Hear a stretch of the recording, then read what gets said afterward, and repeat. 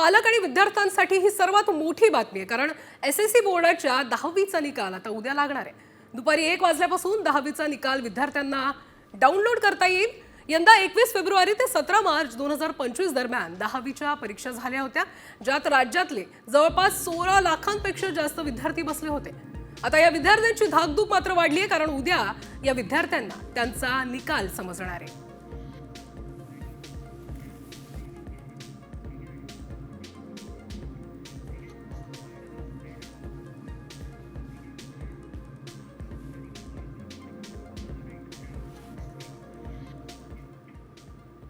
तर 10वीचा हा निकाल कुठे पाहणार आहात तुम्ही, त्याबद्दल आपण ग्राफिक्सच्या माध्यमातून दाखवणार आहोत.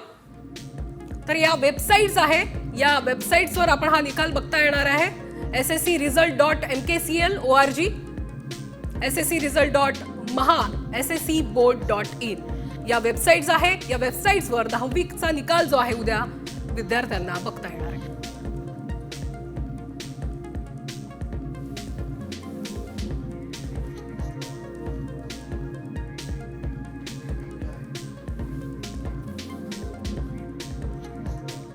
आणि आता क्रिकेट चाहत्यांसाठी सर्वात मोठी आणि धक्कादायक बातमी आहे, कारण टीम इंडियाचा स्टार क्रिकेटर विराट कोहलीने कसोटी क्रिकेटमधून निवृत्ती जाहीर केली आहे. त्यामुळे एका विराट पर्वाचा अंत झालाय.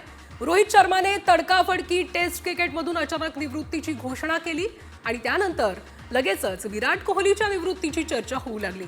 विराटने बीसीसीआयला आपण निवृत्ती घेत असल्याचं कळवलंय, मात्र बीसीसीआयने विराटला पुनर्विचार करण्यास सांगितलं होतं. तरीही विराट आपल्या निर्णयावर कायम राहिलाय. पुढे इंग्लंडसोबत एक महत्त्वाची कसोटी मालिका आहे, मात्र रोहित पाठोपाठ आता विराटही रिटायर झाला. त्यामुळे भारतीय टीमसाठी हा दुहेरी धक्का मानला जातोय. तर निवृत्ती घेताना विराट कोहलीने भावनिक पोस्ट केली आहे, पाहूयात. कसोटी क्रिकेटमध्ये पहिल्यांदा बॅगी ब्ल्यू रंगाचा पोशाख घालून मी 14 वर्ष झाली आहेत. खरं सांगायचं झालं तर या फॉर्मॅटमध्ये मला असा प्रवास करावा लागेल याची मी कधीच कल्पना केली नव्हती.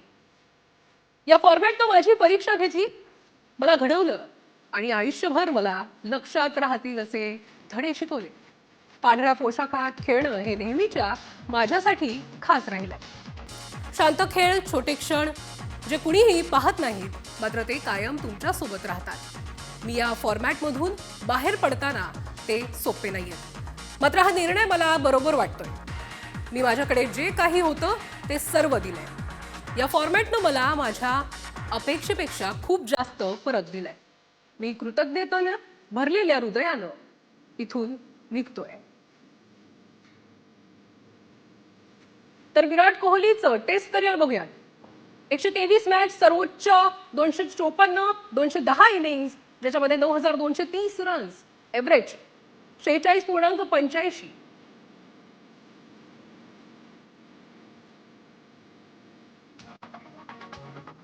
आणि आता युद्धासंदर्भातल्या बातम्या आपण बघणार आहोत वेगवान पद्धतीनं वॉर 50च्या माध्यमातून.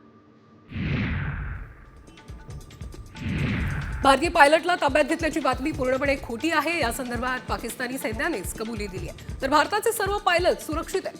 भारतीय पायलट पाकिस्तानच्या ताब्यात असल्याची एक पोस्ट समोर आली होती, मात्र ती पोस्ट खोटी ठरली आहे. यावर शिक्कामोर्तब झालाय.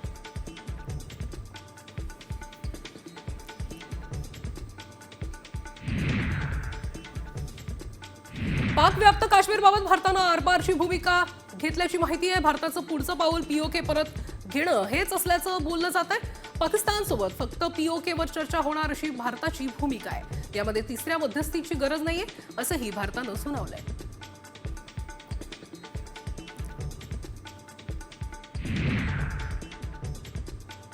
ऑपरेशन सिंदूर फक्त दहशतवाद्यांना लक्ष्य करण्यासाठीचं होतं असं संरक्षण दलांकडून स्पष्ट करण्यात आलंय.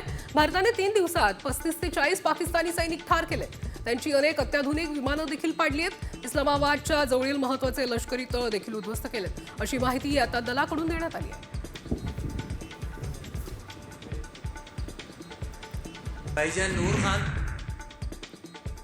वायुदलाच्या वर्दीत वावरणाऱ्या दोघांना अटक करण्यात आली आहे. पंजाबमधून दोघांना अटक करण्यात आली आहे. सुखप्रीत सिंग आणि सूरज सिंग अशी दोघांची नावं आहेत. संशयितांमध्ये आता वावरत असणाऱ्यांमध्ये त्यांची नावं आहेत. त्यांना आता अटक करण्यात आली आहे.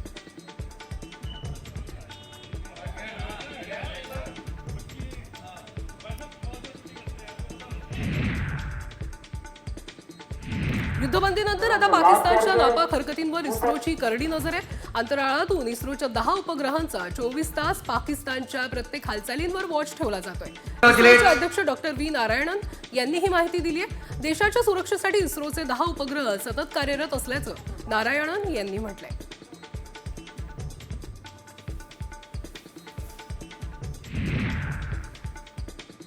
18 मे रोजी ESO-09 हा उपग्रह प्रक्षेपित करण्यात येणार आहे. पृथ्वीचं अतिशय स्पष्ट छायाचित्र पाठवणारा उपग्रह असून लष्करी ऑपरेशन्ससाठी याची मोठी मदत होणार आहे. दोन्ही देशाच्या संघर्षाच्या पार्श्वभूमीवर प्रक्षेपणाला महत्त्व आहे.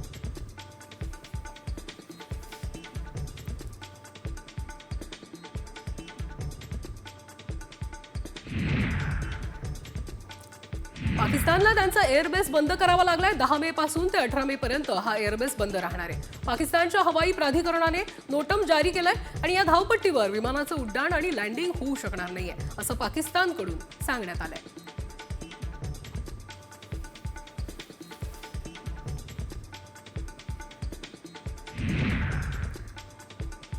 पाकिस्तानकडून गोळी चालली तर भारताकडून तोफगोळे डागले जातील. युद्धविरामानंतर अशा शब्दात पंतप्रधान मोदींनी पुन्हा पाकिस्तानला इशारा दिला.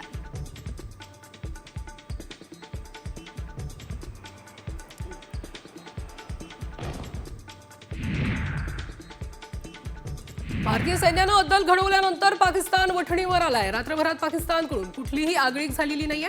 भारतीय सैन्य दलांनी या संदर्भात माहिती दिली आहे. रात्रभर या ठिकाणी तणावपूर्ण शांतता होती. मागच्या काही दिवसांमध्ये पहिल्यांदाच एक रात्र कुठल्या सैनिकी कारवाईशिवाय आणि हल्ल्याशिवाय किंवा प्रत्युत्तराशिवाय पार पडली आहे.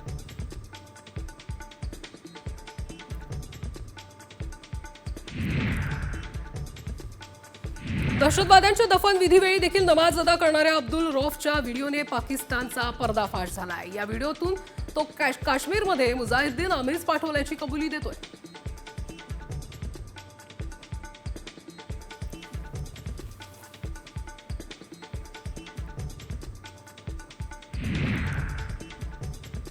भारताच्या कारवाईत कंदहार विमान अपघात आणि पुलवामा हल्ल्यातील मास्टरमाइंड युसुफ अझहरचा खात्मा केल्याची माहिती भारतीय लष्कराने दिली आहे. या कारवाईत पाकिस्तानचे 100हून अधिक दहशतवादी ठार झालेत.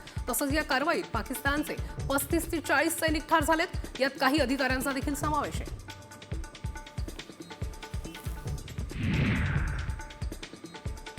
पाकिस्तानी स्लीपर सेल्सचे जम्मू आणि काश्मीरमध्ये जाळे असल्याचं उघड झालंय.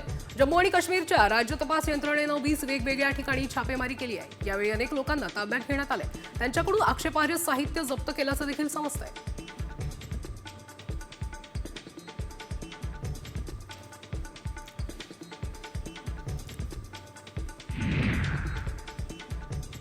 बलूच लिबरेशन आर्मीनं भारत पाकिस्तान संघर्षात आपली भूमिका स्पष्ट केली आहे. पाकिस्तानकडून शस्त्रसंधी हा धोका असल्याचं बलूच लिबरेशन आर्मीनं म्हटलंय.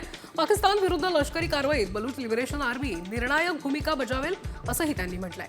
पाकिस्तानला संपूर्ण जगाला उद्ध्वस्त करू शकतो असं BLA यांनी म्हटलंय.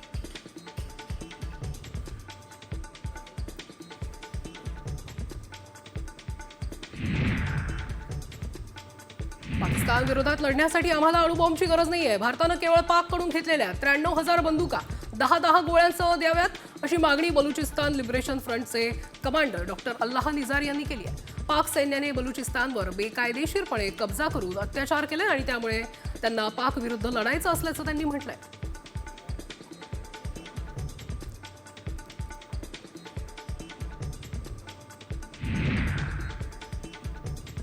पाकिस्तानच्या बलुचिस्तान प्रांतात भूकंपाचे तीव्र धक्के जाणवलेत. या भूकंपाची तीव्रता 4.6 रिश्टर स्केल असून त्याचे केंद्र जमिनीपासून 10 किलोमीटर अंतरावर होतं. गेल्या आठवड्याभरात पाकिस्तानात दुसऱ्यांदा भूकंपाचे धक्के जाणवलेत.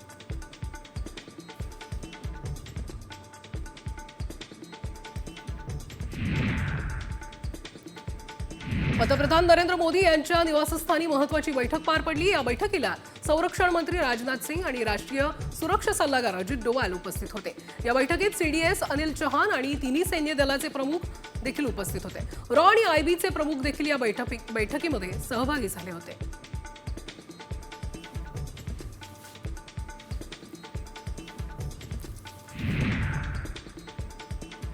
परराष्ट्र सचिव विक्रम बिस्रींना सोशल मीडियावर ट्रोल करण्यात येतोय. विक्रम बिस्री यांच्यामुळेच आता भारताला शस्त्रसंधी करावी लागली असा आरोप त्यांच्यावर करण्यात येतोय. या सगळ्यांना कंटाळून विक्रम बिस्रींनी आपलं एक्स अकाउंट प्रोटेक्ट केलंय.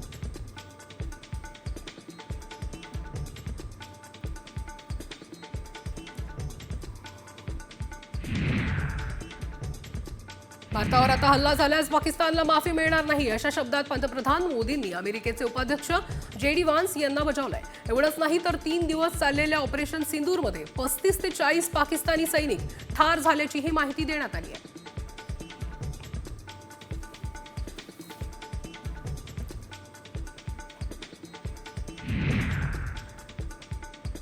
काश्मीरमध्ये लुडबुड करणाऱ्या डोनाल्ड ट्रम्प यांना भारतानं इशारा दिलाय. कोणाच्याही मध्यस्थीची गरज नसल्याचं भारतानं म्हटलंय. भारत पाकिस्तान यांच्यातला काश्मीर प्रश्न सोडवायला आपण मदत करू असं वक्तव्य अमेरिकेचे राष्ट्राध्यक्ष ट्रम्प यांनी केलं होतं.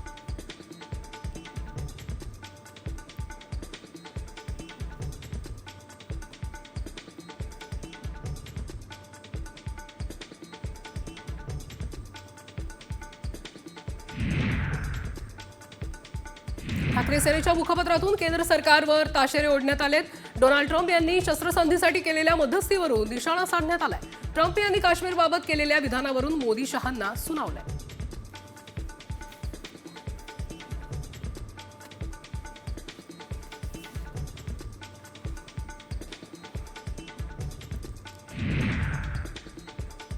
श्रीनगर अमृतसरसह इतर 32 विमानतळ सुरू करण्याचा निर्णय आज घेण्यात आलाय. ऑपरेशन सिंदूरनंतर सुरक्षेच्या कारणास्तव ही विमानतळ बंद करण्यात आली होती. आजपासून सर्व कंपन्यांची विमानसेवा सुरू करण्यात आली आहे. त्यामुळे प्रवाशांना मोठा दिलासा मिळाला.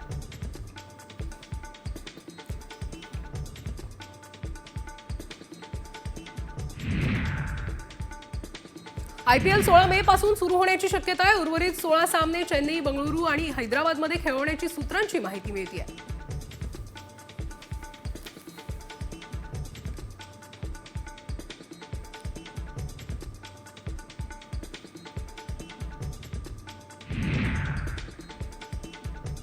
तुर्कीच्या सफरचंदांवर पुण्यातील व्यापाऱ्यांनी बहिष्कार टाकलाय. दरम्यान इराणमधून येणाऱ्या सफरचंदाचे दर वाढलेत. घाऊक बाजारात 10 किलो सफरचंदामागे 200 ते 300 रुपयांची वाढ झाली आहे. पाकिस्तानला लष्करी मदत करणाऱ्या तुर्कस्तान विरोधात भारतात संताप आहे.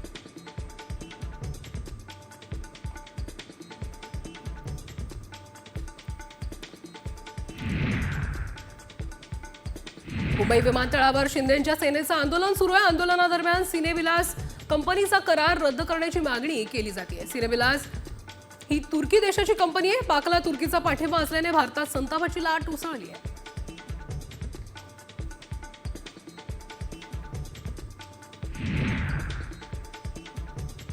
युद्धजन्य परिस्थिती निवळताच पंढरपुरात दर्शनासाठी गर्दी वाढली आहे. राज्यातल्या अनेक तीर्थक्षेत्रांवर हाय अलर्ट जारी केलेला होता आणि त्यामुळे भाविकांची संख्या रोडावलेली. तणाव थोडा कमी झाल्यानं आता विठू माऊलीच्या दर्शनाला गर्दी वाढली आहे. दर्शनासाठी किमान 4 ते 5 तास लागतात. पंढरपूरच नव्हे तर इतर अनेक तीर्थक्षेत्रांवरही दर्शनासाठी भाविक गर्दी करताना दिसत आहेत.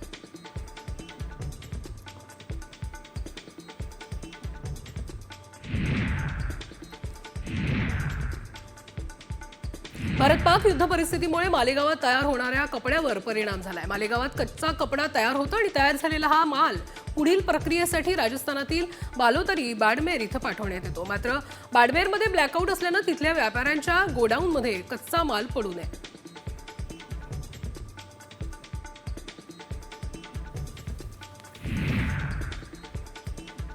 युद्धाकडे शेवटचा उपाय म्हणूनच पाहायला हवं अशी भूमिका आता माजी लष्कर प्रमुख जनरल मनोज नरवणे यांनी व्यक्त केली आहे. युद्ध ही कोणतीही रोमॅन्टिक गोष्ट नाहीये, ना ती एखादी बॉलिवूडची चित्रपटाची कथा आहे. युद्ध हा एक गंभीर विषय असंही ते म्हणाले. पुण्यातील एका कार्यक्रमात ते बोलत होते.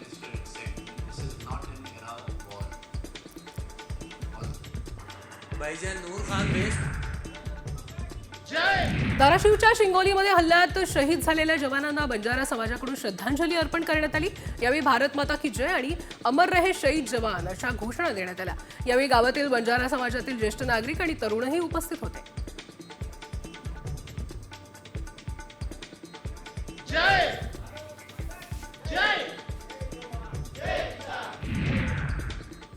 यानंतर बघूया पुढची महत्त्वाची बातमी. लाओस देशात सायबर गुलामीत अडकलेल्या 6 महाराष्ट्रातील तरुणांची महाराष्ट्र सायबरने सुटका केली आहे. लाओस देशाच्या भारतातील दूतावासाशी संपर्क करून 6 तरुणांची अटक करण्यात आली। अडकलेल्या तरुणांवर आता अमानुष अत्याचार करण्यात आलेत। सायबर गुन्हे करण्यास नकार देणाऱ्या तरुणांना इलेक्ट्रिक शॉक देणं, त्यांची नखं काढणं यासारखे अमानुष अत्याचार होत होते। लाओस देशामध्ये 29 भारतीय नागरिक सायबर गुलामीत अडकल्याची महाराष्ट्र सायबरला आता माहिती मिळाली होती। बघूयात पुढची बातमी। सोलापूर जिल्ह्यातील बार्शी शहर आणि पानगाव परिसरामध्ये मुसळधार पावसाने हजेरी लावली आहे। वादळी वाऱ्यासह जोरदार अवकाळी पाऊस जो आहे तो बरसलाय। सोलापूर जिल्ह्यात हवामान खात्याकडून 3 दिवस अवकाळी पावसाचा अंदाज व्यक्त केला जात आहे। मात्र या अवकाळी पावसाचा फळबाग शेतीला फटका बसण्याची शक्यता आहे। तर गेल्या काही दिवसापासून उकाड्याने हैराण असणाऱ्या नागरिकांना मात्र दिलासा मिळालाय।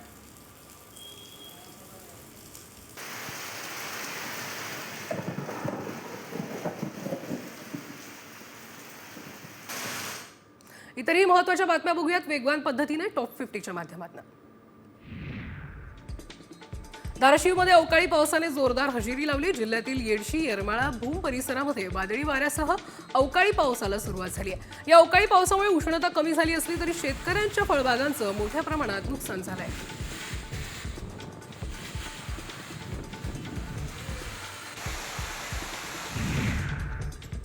नंदुरबारमध्ये सलग 5व्या दिवशीही अवकाळीने कहर केला आणि त्यामुळे सातपुड्यातील नद्यांना पूर आलाय। तर केळी, पपई आणि आंबा पिकांचं मोठं नुकसान झाल्यानं शेतकरी मात्र अडचणीत सापडलाय।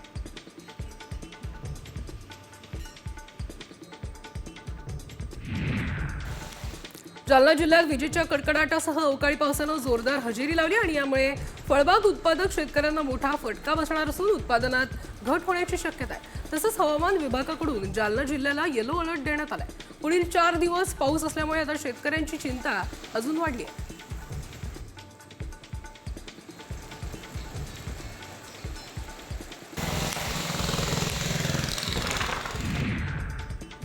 नाशिकमध्ये सलग 6व्या दिवशी अवकाळी पावसाने हजेरी लावली आहे। वादळी वाऱ्यासह पावसाला पुन्हा एकदा सुरुवात झाली आहे। अवकाळी पावसामुळे जिल्ह्यात शेती पिकांचं मोठ्या प्रमाणात नुकसान झाल्यानं शेतकरी मात्र आता अडचणीत सापडलाय।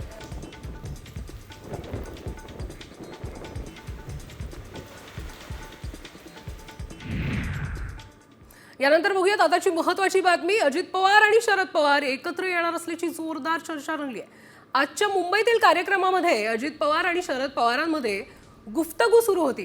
अजित पवार आणि शरद पवार आजूबाजूला बसले होते आणि त्यानंतर अजित पवार उठून शरद पवारांजवळ आले। यावेळी शरद पवार बोलत असताना अजित पवार खाली वाकून ऐकत होते। यामुळे काका पुतण्यांमध्ये नक्की चाललंय तरी काय अशी चर्चा राजकीय वर्तुळात आता सुरू आहे।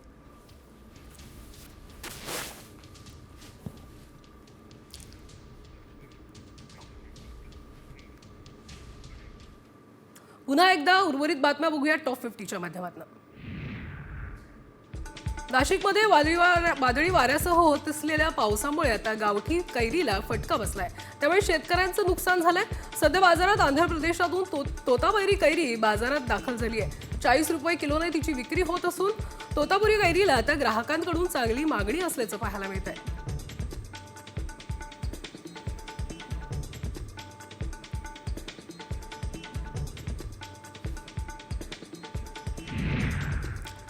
नाशिक शहराला पावसाचा 2 दिवस येलो अलर्ट जारी करण्यात आलाय। तसेच रविवारी झालेल्या मुसळधार पावसामुळे वेगवेगळ्या भागात सुमारे 25हून अधिक झाडांची पडझड झाल्याची माहिती अग्निशमन विभागाने दिली आहे। काही ठिकाणी रिक्षा, मोटारींवर देखील झाडं कोसळली आहेत।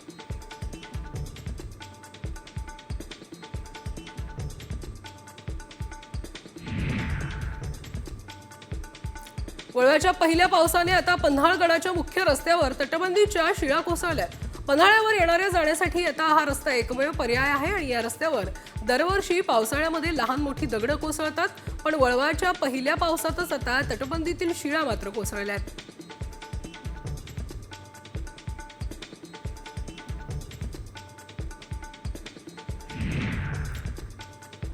अवकाळी पावसामुळे नांदेडच्या स्थलांतरित कोठा बस स्थानकामध्ये आता चिखल साचलाय।